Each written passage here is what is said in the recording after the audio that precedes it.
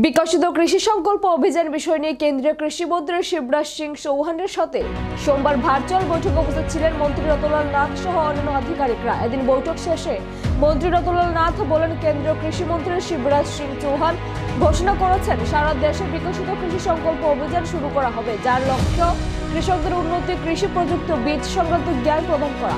এই অভিযান 29 মে থেকে শুরু হয়ে চলবে 12 জুন পর্যন্ত। এদিন তিনি আরো বলেন, প্রধানমন্ত্রী নরেন্দ্র মোদীর নেতৃত্বে বিকশিত ভারত গঠনের জন্য একটি ব্যাপক ও রূপান্তরমূলক অভিযান চালানো হচ্ছে, যার অঙ্গ হিসেবে বিকশিত কৃষি, উন্নত চাষাবাদ ও সমৃদ্ধ কৃষকের লক্ষ্যে কাজ করা হচ্ছে। এটি কৃষকদের বিজ্ঞান ভিত্তিক কৃষি চর্চার ব্যবহারিক জ্ঞান প্রদান করবে।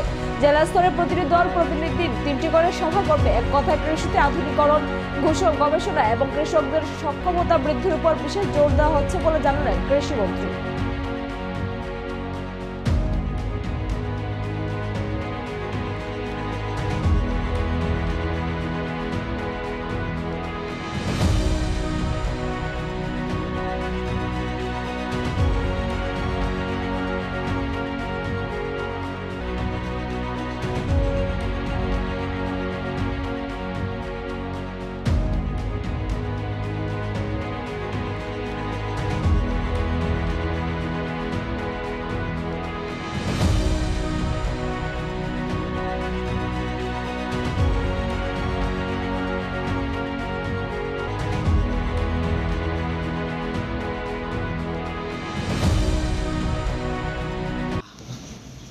কেন্দ্রীয় কৃষিমন্ত্রী সারা দেশের বিভিন্ন রাজ্যে কৃষিমন্ত্রীদের সাথে উনি একটা ভার্চুয়াল মিটিং করেছেন। উদ্দেশ্য বিকশিত কৃষি সংকল্প অভিযান।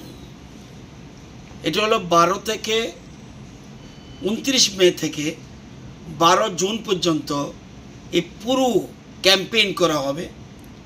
যাতে উদ্দেশ্যটা কি? উদ্দেশ্য হলো কৃষি উৎপাদন